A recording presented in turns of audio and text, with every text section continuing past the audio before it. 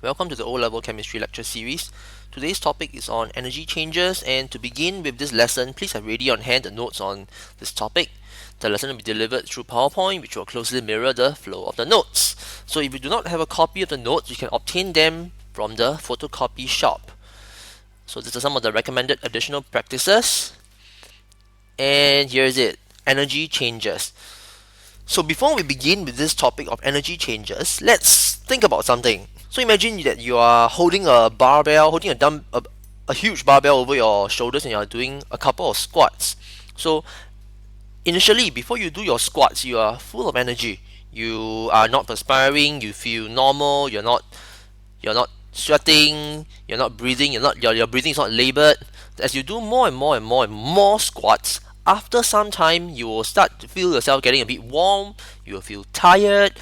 You will feel that you would have perspired. Your shirt would probably be really wet from all the perspiration. So how is this analogous to energy changes? So let's imagine this. We have here something which is similar to this. So imagine this is the graph for your body temperature. Your temperature in degrees Celsius versus time, and your normal body temperature is about 36.9. So as you do more and more squats, your temperature rises slightly. Of course, it will fall back because your body will start to perspire. And once you stop doing your squats, you will return back to normal. So let me draw a nicer looking graph. You would go up and it would come down. Alright, so this is something. So imagine this, your body, you're giving out heat. Your body is releasing heat. It's releasing heat energy into the surroundings. As a result, what do we measure? What can we observe? How do we know that this energy is being released? Is because we can measure a slight increase in your body temperature, which is then brought down by perspiration. So this is very similar to energy change in a chemical reaction, one in which heat is released. So let's imagine this little graph over here. So on the y-axis I have the energy, and on the x-axis I have the progress of reaction. So before you were doing your squats, you were full of energy. You had just eaten a heavy meal, maybe you had a snack or two, so you were full of energy. So your energy level is high.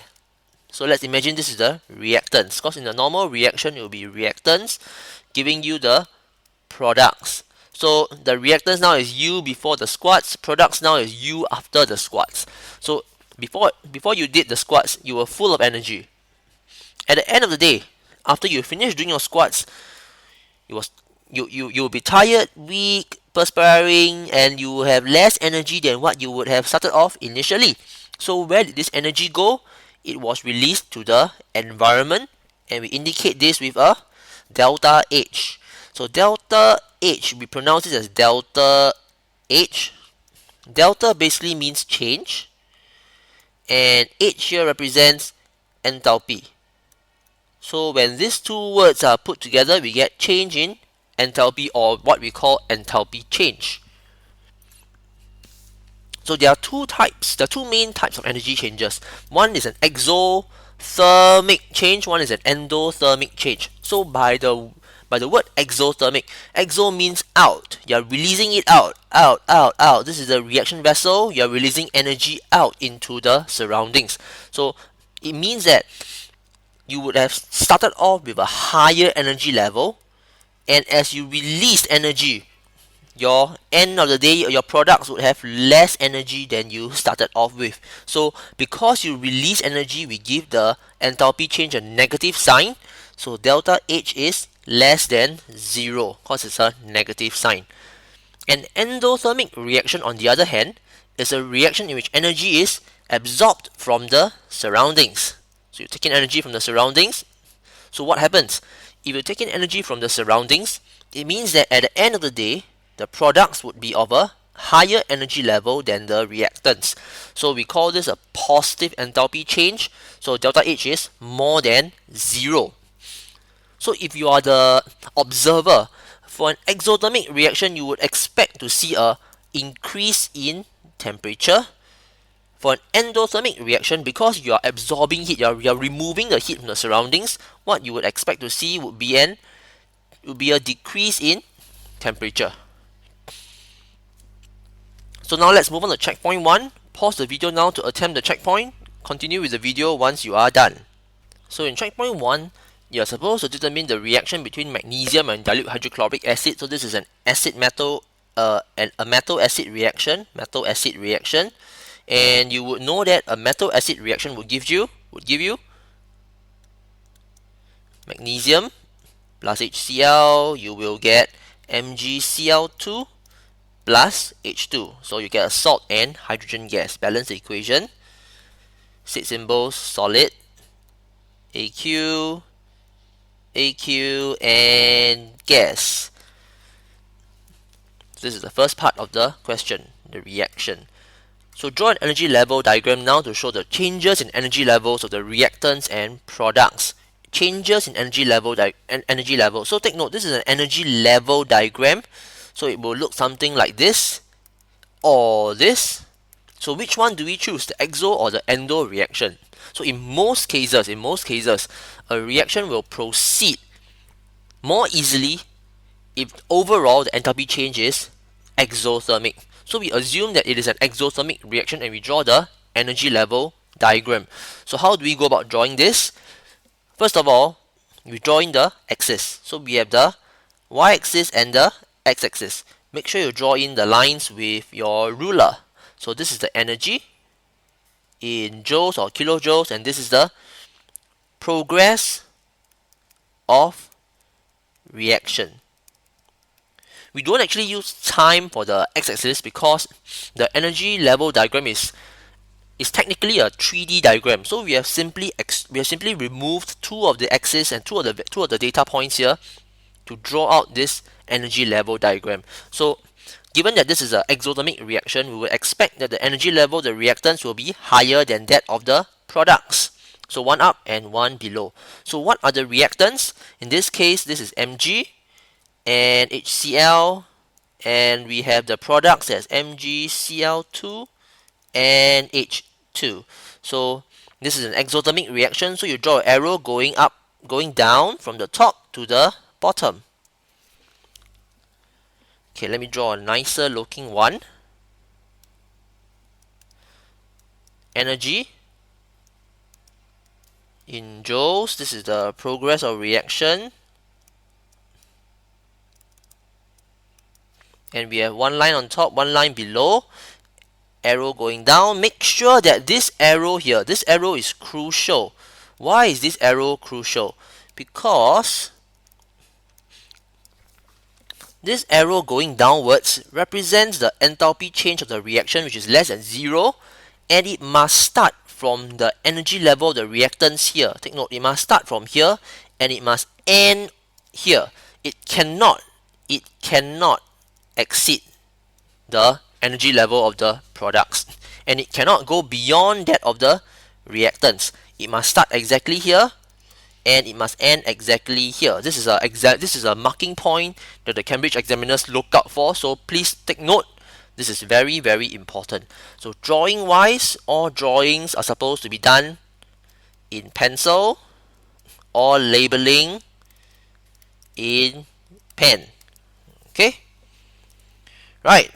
So now let's move on to the next part of this topic.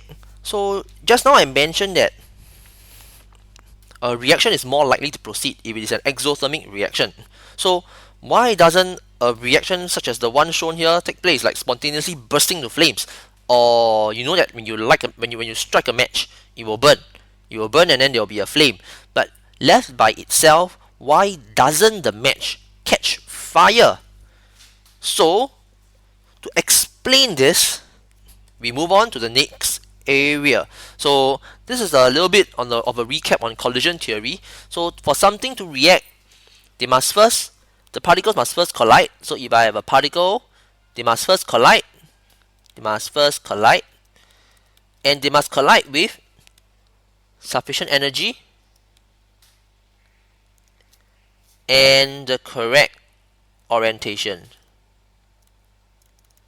So sufficient energy for what purpose? For what purpose? What's the purpose for? And if you examine these two diagrams here, for all reactions to take place, for this to form the product, for this to form the product, something must happen, and that is the bonds between the reactants must first break. Okay, they must break first. So in order for this product to be formed, they must break, and then they can form the new bonds between the reactant particles. So I bring you now to this concept known as activation energy. So the word activation actually describes this form of energy, which is to activate the reaction or to allow the reaction to proceed. So over here we have a modified energy level diagram, and because there's a curve drawn in here, we call this an energy profile diagram.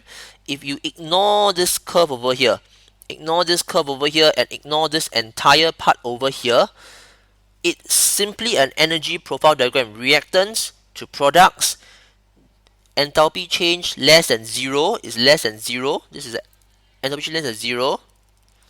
So this is an exothermic reaction.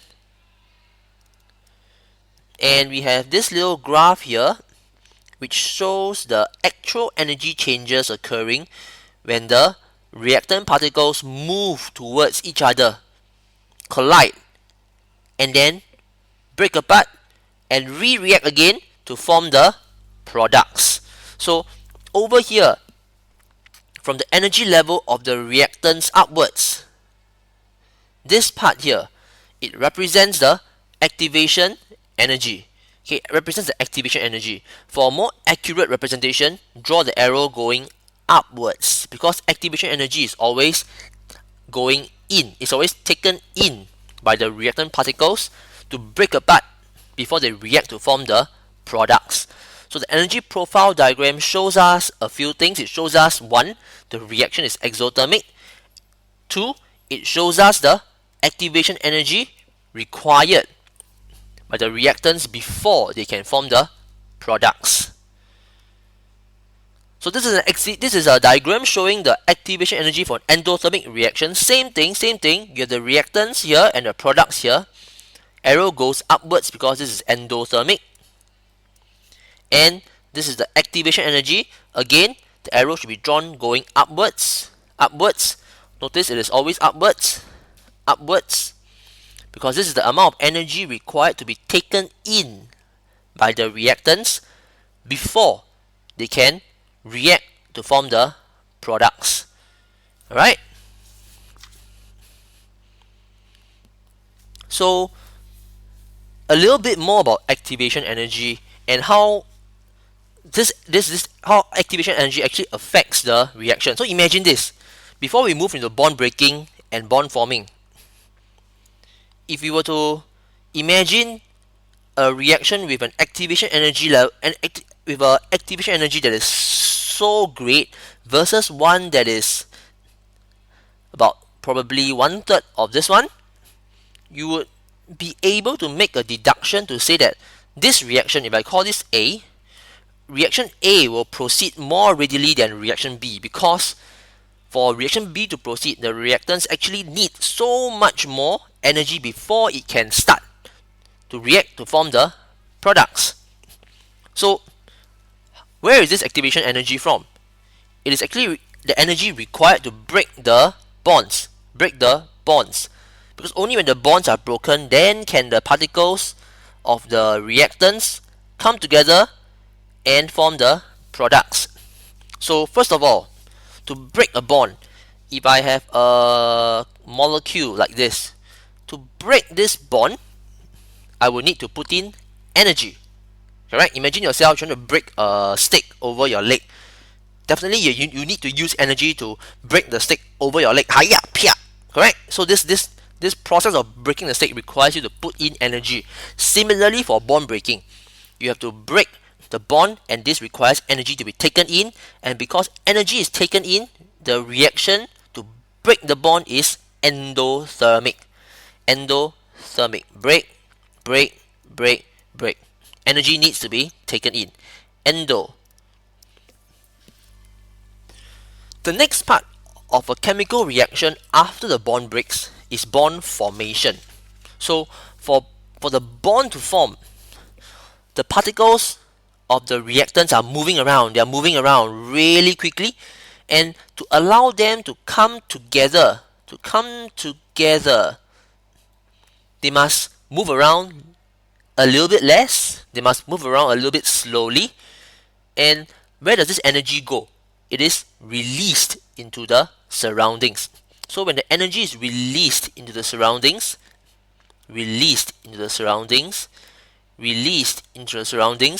the particles move slower, and they are able to move closer to each other to react to form the products. So, quick recap: to break the bond, you require energy to be put in, an endo reaction. To form a bond, you require energy to be released, an exo reaction. And earlier I mentioned this thing. A chemical reaction involves both bond breaking and bond forming. So with these two factors in play, we will be able to determine what is the overall enthalpy change for the reaction. How so? Because the overall enthalpy change depends on how much energy is taken in for bond breaking versus how much energy is released during bond forming. So if, let's say, I have an exo reaction, so based on the equation above, if I absorb less energy, let's say I absorb 500 kilojoules versus releasing 1000. So if I take in 500 and I release 1000, overall it will be negative 500 kilojoules. So this corresponds to an exothermic reaction. So for an exo reaction, less energy is absorbed than released during the chemical reaction.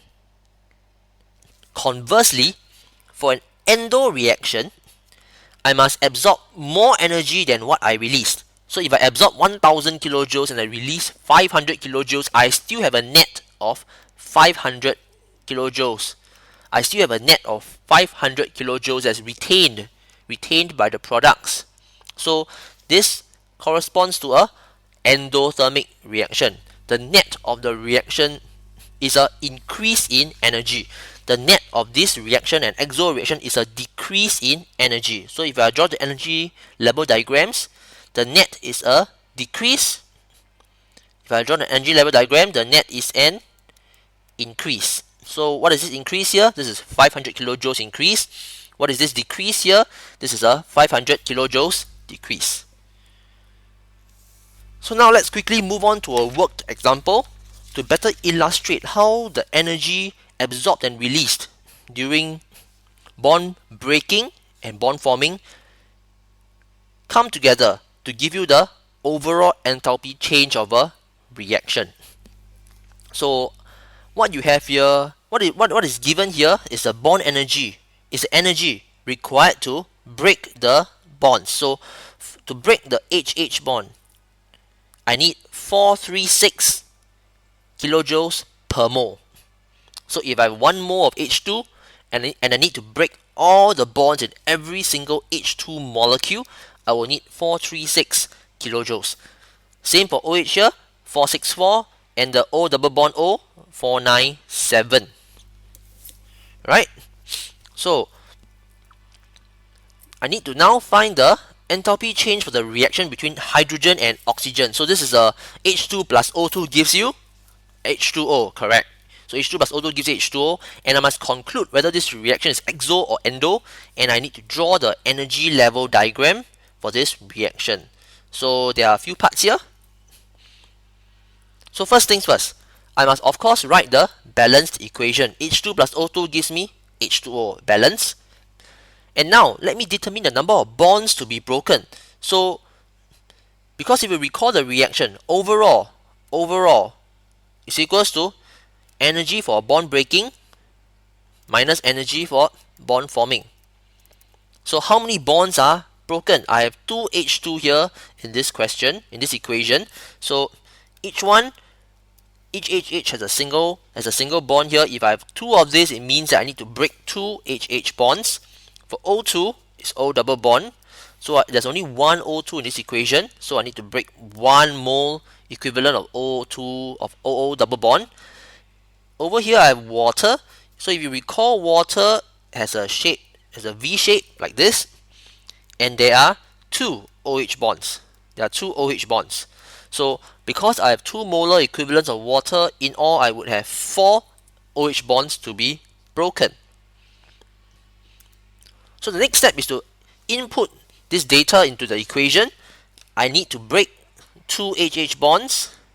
I need to break 1 OO double bond, and I form 4 OH bonds.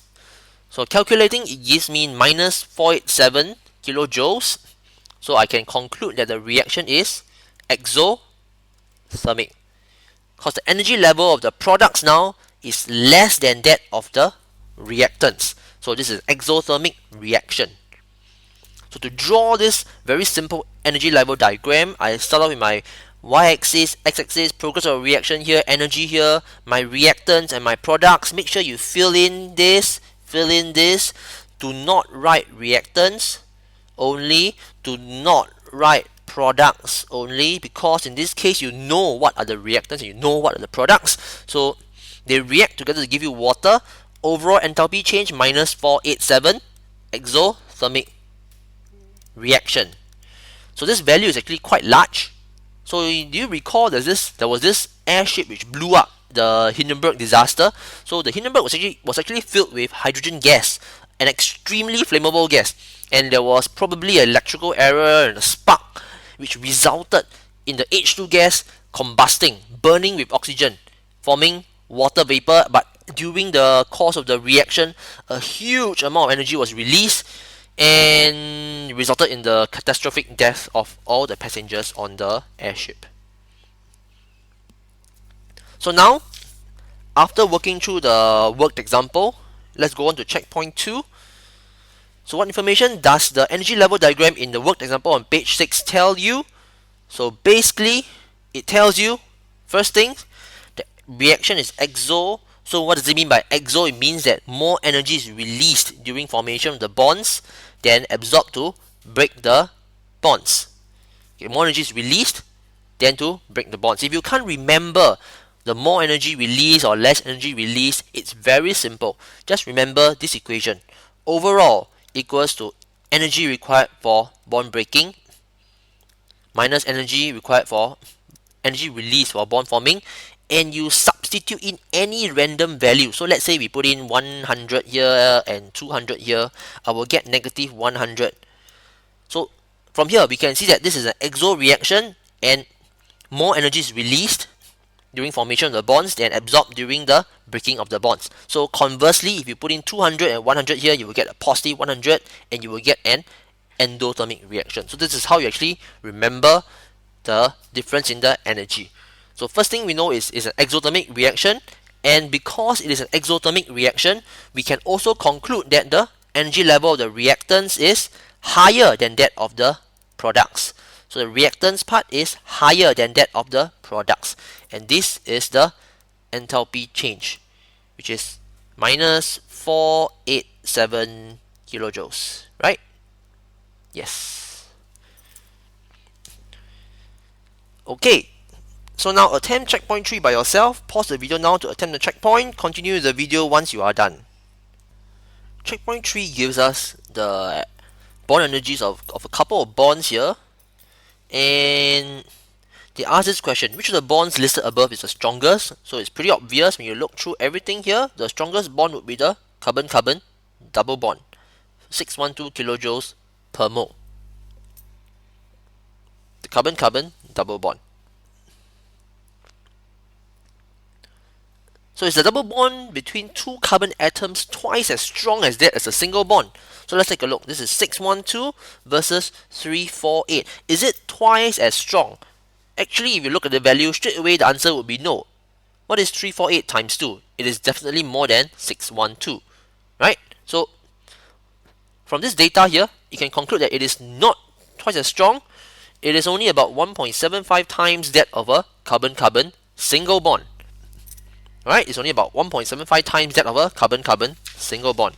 So, for a little bit more introduction as to why the carbon-carbon double bond is not twice as strong as the single carbon-carbon bond, is actually because of something like this. So, the carbon-carbon single bond versus the carbon-carbon double bond.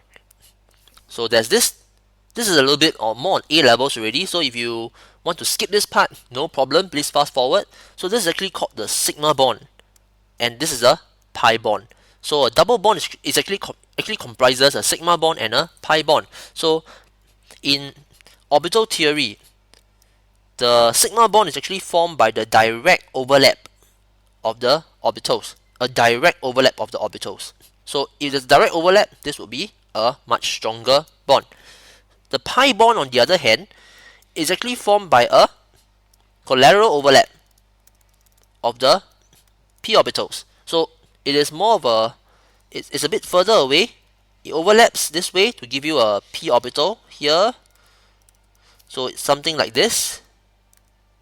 So this is the sigma bond, and you have the donut shape or the red blood cell shaped pi orbitals. So this is the pi orbital. So as you can see from the way it overlaps, this bond would be much stronger than this bond. That's why the bond strength of a carbon-carbon double bond is not double that of a carbon-carbon single bond, because one is a sigma bond and one is a pi bond. So let's move on back to the question. The next part, use information given to calculate the total energy required to break 1 mole of methane into atoms. So first of all, you must know that methane is CH4. CH4. And to break it into atoms, you would get 1 carbon and 4 hydrogen atoms. What bonds do you need to break? We are breaking the individual CH bonds. Individual CH bonds, if you look at the table over here, you will see 412 as the bond energy per mole of CH bonds. How many CH bonds do we have here? We have 4. We have 4, 1, 2, 3, 4. So very simply, total energy required is 4 times 412, 1.65 times 10 to the power 3 kilojoules per mole. Overall enthalpy change for this reaction here. So very simply, you need to form HCl, you have H2 and Cl2. So if you recall, the reaction overall is equals to energy required to break minus energy released during forming. So what bonds do we break? Hydrogen, HH single bond, Cl, Cl, Cl single bond, HCl, we form HCl, we have 2 of this. So it's very easy. It's simply overall is equals to HH, I have 436 here.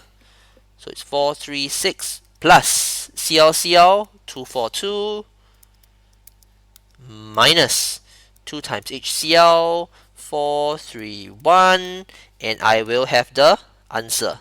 So do the calculation by yourself to determine whether this is an exothermic or an endothermic reaction. Remember, the sign must be there. So if it's an exothermic reaction, there must be a negative sign right at the front of the number. Okay, so take note, the sign must be there to indicate that this is an exothermic reaction.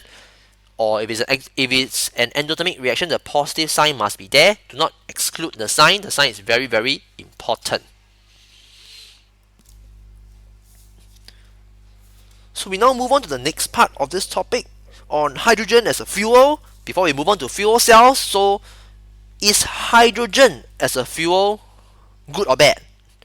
There has been much news on papers, on journal articles, online, Facebook, everywhere to say that hydrogen is the next fuel of the century, that we must all move on to hydrogen fuel because it's clean, it makes your vehicles efficient, it is cheap, it is what? It is everything. But is it all hype? Or is some of the hype actually true? So let's think about this. Some of the advantages that has been quoted by the article, by newspapers, by media, includes it being an efficient source of fuel because it releases twice as much energy compared to that of the common fuels like petrol, diesel. So if I have 1 gram of hydrogen and it can release double of the energy of that of 1 gram of petrol, my car actually needs to only bring half the mass of fuel for each journey. So this makes the car lighter.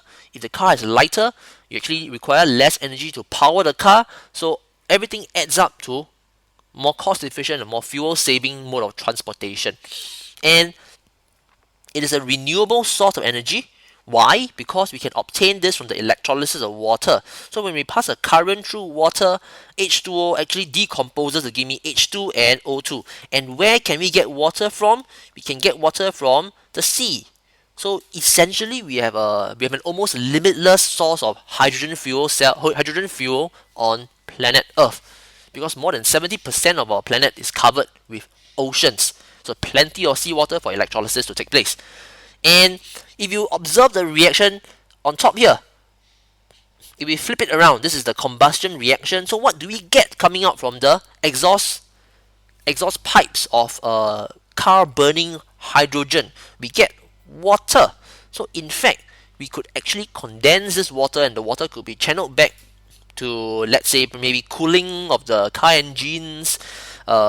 It could even be maybe in the worst case scenario, be channeled and condensed into a container as liquid water and be used for drinking. Maybe it can even be a self-sustaining car washing mechanism where the exhaust fumes are condensed in the water, and then water is pumped out through little vents or little holes around the car to clean the car surface. So you have a self-cleaning car that is powered by a that's powered by efficient source of fuel, which is hydrogen. But of course, nothing comes with purely advantages. There are always disadvantages or some problems to new technology. So the first of all is hydrogen as a gas. So if this is a gas, imagine how do you store a huge amount of gas? You must first compress it, correct? So imagine your LPG tanks in your house, they contain liquefied petroleum gas. The gas is compressed until it becomes a liquid and stored in the tank. Because you can't really bring around 200 cm cube or 1000 cm cube of hydrogen and expect to power the car for more than maybe say a few hundred meters. So you have to compress the gas until it becomes a liquid, and then you store the liquid, and then you store it in the car. But this brings around the next problem. Because hydrogen is extremely flammable and explosive, the tanks which are used to store hydrogen, liquid hydrogen, needs to be special. They need to have extra thick walls. They need to be non-electrical conductive. Otherwise, if a spark were to happen and there was some oxygen present, you will get a big kaboom and your car will blow up and blow you up as well together. So it is extremely flammable and very explosive. So there's special care has to be taken to store the hydrogen and even to transport this from the place which manufactures the hydrogen to the refueling station. Last but not least, electrolysis. The way in which we can decompose water to give us hydrogen gas is an expensive process because it requires electricity. And in most places, electricity is actually generated by the burning of petroleum and natural gas. So this is a bit ironic that we say that H2, when it burns in oxygen, gives us water, but in fact, to get the H2 in the first place, we need to burn petroleum, which releases a lot of pollutants.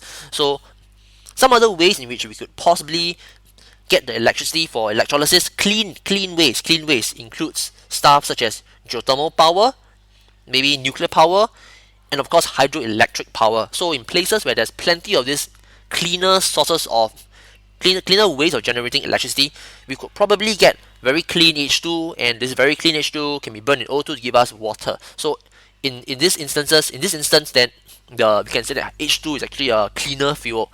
Otherwise, if we were to obtain the electricity through burning of fossil fuels, the overall process is still extremely dirty. Yep. And we could also obtain H2 through reacting methane with water in the presence of nickel catalyst. And further, this is known as steam reforming. So, and we can further go on to convert CO with water into CO2 and H2. So this process also gives us hydrogen, but once again we start off with a fossil fuel, we start off with natural gas. So there is still mining involved, there's still transportation costs involved in obtaining the natural gas. So overall, if we were to obtain H2 through these processes, H2 would actually, the net of this whole process would actually be pretty dirty. Alright, so before we this H2 as a possible fuel of the future, let's take a look at this. So this is actually a fuel cell which is shown off by Samsung. It used to power one of the laptops, and this is actually about 3 years old. So imagine 3 years back they could actually power a laptop for one entire month off a single fuel cell dock. So this shows you how much energy is actually obtained, how much energy is actually stored in hydrogen gas. And what is a fuel cell? Is it simply hydrogen gas by itself? Do you burn hydrogen gas in a fuel cell? Or is it reacting with something else to give you the electrical energy? Let's take a closer look. So this is a simple diagram of a fuel cell. You see that we have two main gases here. This arrow should be the other way around. So we have two main gases here. One is oxygen and one is hydrogen. So what would you expect the product to be? It would be water. So this is pretty clean. And in this fuel cell, there are a couple of electrodes here, and there's an electrolyte which is KOH. So in this fuel cell, there's a reaction which goes on at the positive electrode and at the negative electrode, which generates energy. So you have the conversion of chemical energy into electrical energy in the fuel cell. Some of the more common places in which fuel cells are used are such as the space shuttles, which has been decommissioned, the international space stations for space explorations. Why? Because the fuel cell, if you think about what the product is, H2O. H2O is actually required to sustain life. So in order for the astronauts to have water to drink, do we need to bring water into the space station? No. We actually just need to bring H2 and O2. So by bringing these two gases along, which is compressed in the liquid form, we can produce electrical energy in the fuel cell to power the space station, and we can also get water as a byproduct, and this water can be drank. So this is actually what we call killing two birds with one stone. We just bring the required stuff, which is H2 and O2, because we still need to have electrical energy to run the space station. But at the same time, these two gases, these two gases, when they react in the fuel cell, they give us water, and can be drunk by the astronauts. So there are two simple reactions which take place in the fuel cell. At the positive electrode, we have the oxygen here being reduced to form the hydroxide ions, and over the negative electrode, we have the hydrogen gas being oxidized to form water. So if we combine these two half equations here, we have H2 plus O2 gives us H2O. So what we get effectively is the conversion of H2 and O2 into water. So we convert chemical energy stored in the H2 and O2 into electrical energy. Do take note, please memorize these two half equations here, because sometimes the questions will ask you to reproduce the two half equations. So what are some advantages and what are some disadvantages of the fuel cells? So I mentioned some of this along the way already. The fuel cells can produce electricity continuously. If you keep pumping H2 and O2 in, you will keep having electrical energy being produced by the fuel cell.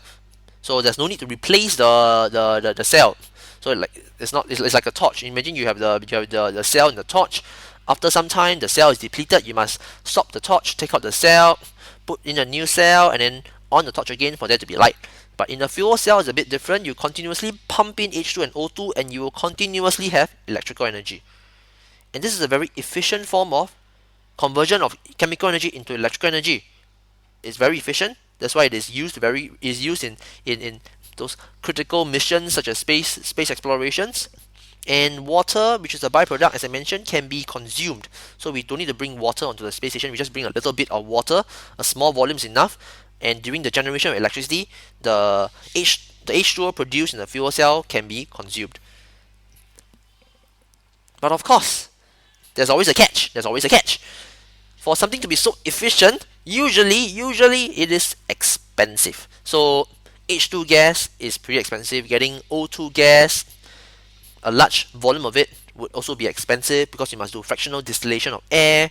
So these two processes are expensive. Making the fuel cell is expensive. So when it all adds up, the overall fuel cell is still very expensive. That's why it is still not used very widely. So only missions or projects which require energy to be produced and require a small space, and where it can be where the energy producing device must be stored in a small space, not take up too much space, then they will use fuel cells. This was mentioned earlier. H2 exists as a gas, so in order for there to be sufficient H2, it needs to be compressed into a liquid form and stored. And when it is stored, it needs to be properly stored because it is very flammable and explosive, and a small spark will result in a big explosion. So balancing the advantages and disadvantages, it depends. So if a mission sees that the advantages outweigh the disadvantages, then they will go ahead with a fuel cell. Now we move on to checkpoint 4. Pause the video now to attempt the checkpoint. Continue the video once you are done. So in checkpoint 4, we have liquid hydrogen peroxide mixed with liquid hydrazine N2H4 and reacting in a very fast exothermic reaction. So not only must it be exo, it must be very fast. To propel a rocket, we get N2 and steam, which is H2O in the gaseous state, being the products. So what is meant by an exothermic reaction? Very simple. You have energy released into the surroundings. Then what does it mean? It means that at the end of the day, the energy level of the reactants will be higher than that of the products. So two parts to this explanation. Energy is given out to the surroundings. Energy level is less for the products than the reactants. There are two parts to this explanation. So suggest why a reaction such as this must be very fast. So imagine you have a rocket. You need to push a rocket which is extremely heavy into space. So in order for there to be sufficient force to lift this rocket into the space, the reaction needs to be extremely fast. Action reaction, right? Action reaction. So it needs to provide enough thrust to lift the heavy rocket. And if you see the product of the reaction, you have N2 and steam, and you have plenty of heat. So what happens during this reaction? The gases escape from the vents, from the nozzles of the rocket. So this is a rocket, you have the nozzle here. So you have the gases escaping, N2, you have H2O escaping from here, and you have the surrounding air. So there's a lot of heat produced. The gases are released and they expand really quickly, and they expand so quickly that they push the rocket upwards, and it propels the rocket into space. So how do we construct the equation? We are already told that during the reaction between peroxide and hydrazine, we get N2 and H2O. So this is a very simple equation. H2O2 plus N2H4 gives me NH2 and water. Take note, this is steam. This is steam. Question says steam, so it must be in the gaseous state. And of course, N2 would be in the gaseous state as well. These two here would be in the liquid state because they are stored in the tanks in the rocket. Right? So part D, if the rocket was loaded with 680 kilograms of hydrogen peroxide, what is the mass of hydrogen that will be required to react? The mass of hydrazine that will be required to react with it. So if you see this equation here, this is the 2:1 equivalence. H2O2 2:1. So we know that we have 680 kilograms of hydrogen peroxide. We can divide the 680 kilograms by the molar mass, and we will have the number of moles of peroxide. So this is 2:1. Then we can calculate the number of moles of hydrazine, and we can then convert it back into the mass. This is quite a simple calculation. So first step, we convert the hydrogen peroxide into number of moles. Take note, this is in grams because molar mass is in grams per mole. Convert the kilograms into grams by multiplying by 1000. So when we have the number of moles of peroxide here, if we observe the equation, it is 2:1. So 2 moles of peroxide requires 1 mole of hydrazine. So if I have 20,000 moles of H2O2, I will need 10,000 moles of N2H4 divided by 2. 2:1. 2:1. If it's 4, this is 2. If it's 8, this is 4. So divided by 2, we get 10,000 moles. And converting this back is simply number of moles equals to mass over molar mass. So we have number of moles. Molar mass is easily calculated. We can count the mass. Just N times molar mass. And we have 3.20 times 10 to the power of 5 grams.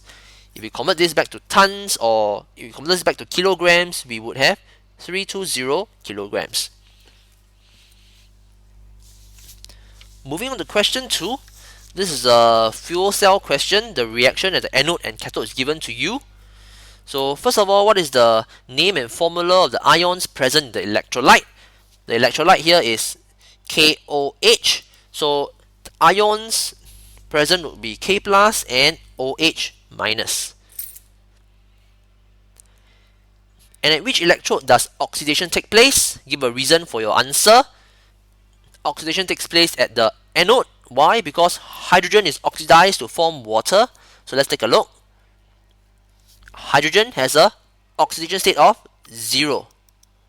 And in water, O is minus 2, H is plus 1. So there's an increase in oxidation state. So when there's an increase, we say that this is oxidized. So H2 has been oxidized into water. Okay, so H2 is oxidized into water because the oxidation state of H changes from 0 to plus 1. The question now says that H2 and O2 react together to release heat energy. So what is the name given to such a reaction which releases heat energy? It's an exothermic reaction.